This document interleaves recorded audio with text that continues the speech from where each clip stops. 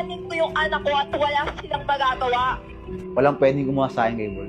Mag-asawang Pam at Merc nagagawan ngayon sa anak.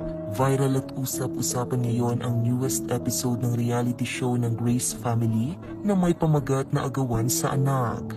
Tuluyan na ngang humantong ang relasyon ngayon ng mag-asawang Pam at Merc sa agawan sa kustodiya ng kanilang anak matapos ang ilang mga hindi pagkakaunawaan simula nang pumunta ang dalawa sa Australia at bumalik si Merc sa Pinas na hindi nakasama ang asawang si Pam. Hindi pa man kinukumpirma ng dalawa ang tunay na estado ng kanilang relasyon ngayon, sa kanilang mga ipinapakitang tagpo sa reality show ay tila tuluyan na talagang hiwalay ang mga ito dahil ngayon nga ay umabot na sa agawan ng anak ang mga eksena sa kanilang latest episode ng reality show. Sa ngayon nga ay nasa kustodiya ni Merc si Baby Wolf, kaya naman matapang na sinabi ni Pam na uuwi siya ng Pinas para lamang kunin ang kanyang anak.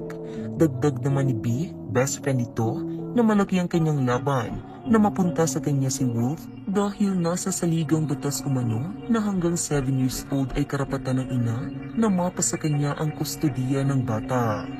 Dahil nga sa naging deklarasyon ni Pam na kunin ang anak nila ni Merc, hindi niya ito nagustuhan ng vlogger at sinabing ipaglalaban niya si Wolf na hindi mapunta sa di umano'y walang silbi niyang ina. Hindi rin umano naniniwala si Merc na kakayaning buhayin ni Pam ang kanilang anak dahil sa uri umano ng pamumuhay ngayon ni Pam ay paniguradong sa luho lang nito lahat mapupunta ang pera. Wala rin umanong sapat na pera si Pam para itaguyod si Baby Wolf sa Australia.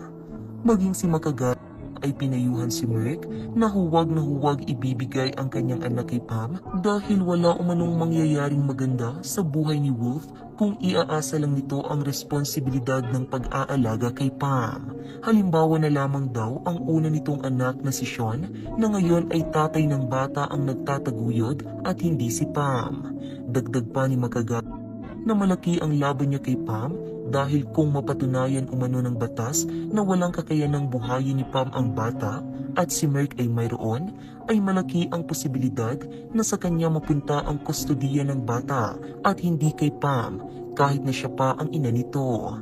Sa huling bahagi ng video nakiusap naman si Merc kay Pam na kung pwede pa nilang ayusin ang kanilang relasyon alang-alang sa kapakanan ng kanilang anak. Hinimok na ni Merc si Pam na umuwi na ng Pilipinas upang mapag-usapan ang mga gusot ng kanilang relasyon dalawa.